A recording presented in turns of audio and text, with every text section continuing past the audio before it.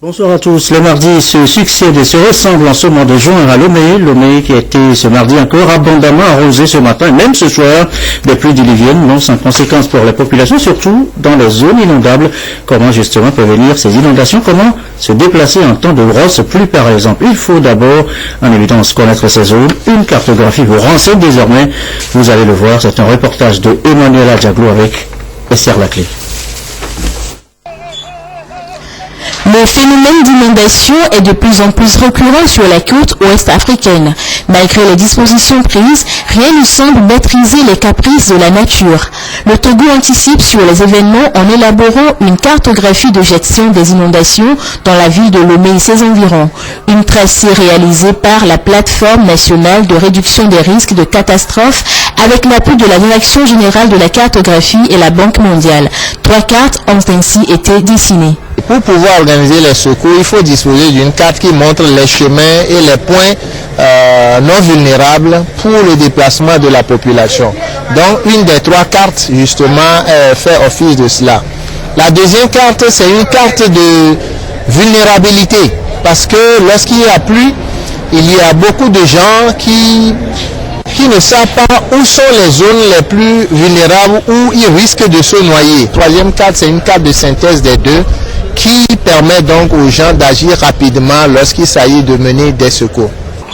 Désormais, ces cartes sont mises à la disposition du département de la sécurité et de la protection par le ministre de l'Urbanisme et de l'Habitat. Nous pensons que l'élaboration de ces cartes qui retrace en détail les détails de la ville de Lomé, les détails artificiels et les détails naturels, savoir la position des routes, la position des habitats, la morphologie des sols, les zones inondables, les zones marécageuses et les zones élevées.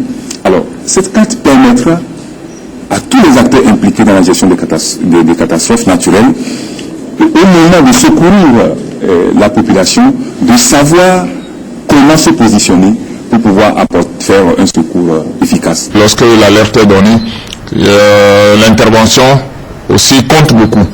Donc cet après-midi, il y a eu cette séance de remise des cartes. Nos services vont exploiter ces cartes pour qu'à l'avenir, si jamais il y a des cas de sinistre, surtout des cas d'inondation, que les sapeurs-pompiers et les autres services techniques qui interviennent puissent rapidement secourir nos compatriotes. Nous ne pouvons pas empêcher la pluie de tomber, mais ce que nous pouvons faire au niveau de nos concitoyens, c'est leur demander de respecter certaines règles élémentaires de civisme, ne pas boucher les caniveaux. La cartographie de gestion des inondations a été initiée dans la droite ligne de la mise en œuvre de la stratégie nationale de réduction de risques de catastrophes naturelles sous l'égide du ministère de l'Environnement et des Ressources forestières. Elle servira également à la mise en place d'une base de données extensible aux autres secteurs. Les inondations réelles, le problème vécu en ces temps de pluie. L'autre menace, c'est l'érosion côtière. Nos côtes sont en effet menacées. Comment lutter contre le phénomène? La Banque mondiale est prête à aller à l'initiative dans la zone ouest africaine. Un projet d'assistance technique et financière est en discussion depuis ce matin à Lomé. Les précisions désirées d'Abovi, Komuberde. Une fois validé, ce programme d'assistance technique et d'investissement face aux menaces qui pèsent sur le littoral ouest africain prendra en compte la Côte d'Ivoire, le Ghana, le Bénin et le Togo. Ces pays fortement touchés par l'érosion côtière qui avance à grands pas et aussi victimes des effets de changement climatique.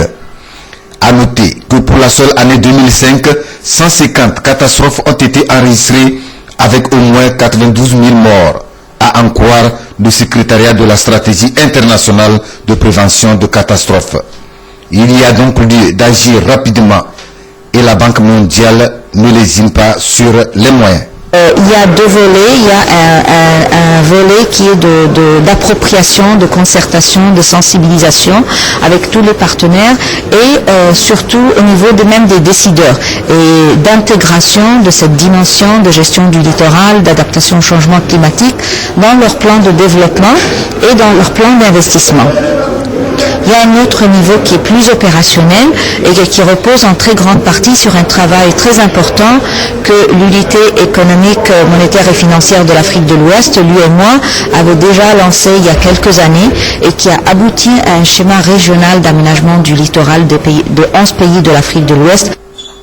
Pour les autorités togolaises, cette initiative vient en appui aux efforts du gouvernement pour garantir aux populations et aux opérateurs économiques des conditions de vie et de travail sécuritaires. La zone côtière du Togo fait face à certains défis énormes qu'il faut relever.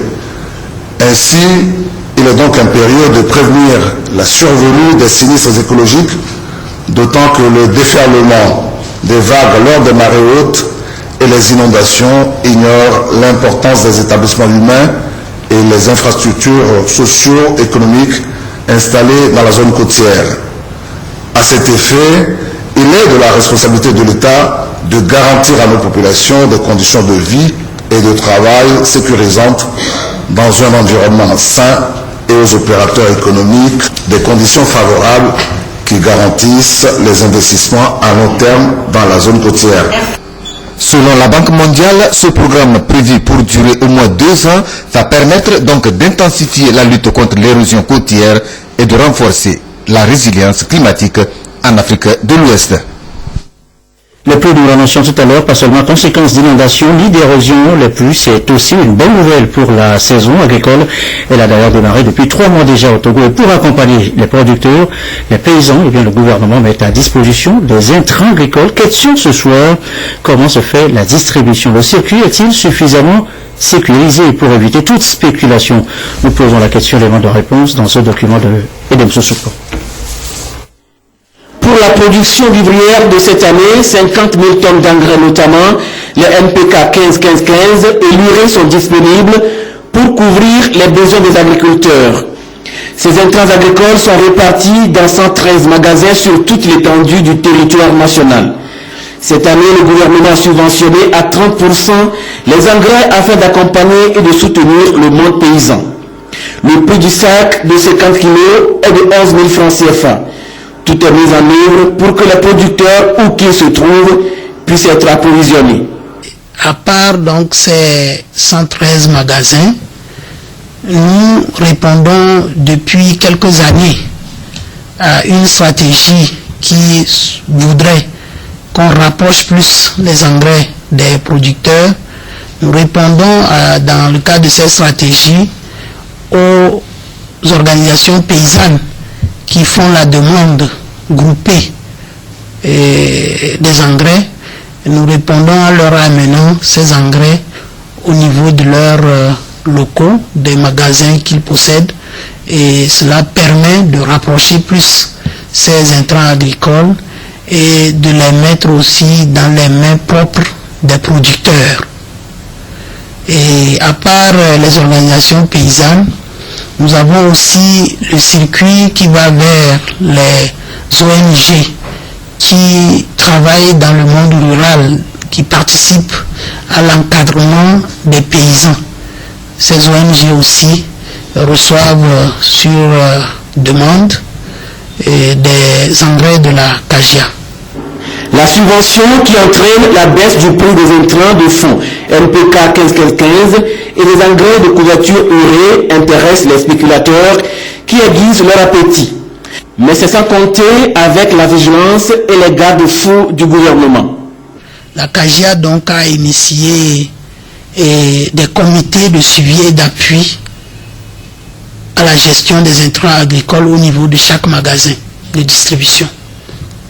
Ces comités sont composés des représentants des paysans, des communautés locales à travers les communautés de villageois de développement ou communautés cantonaux de développement.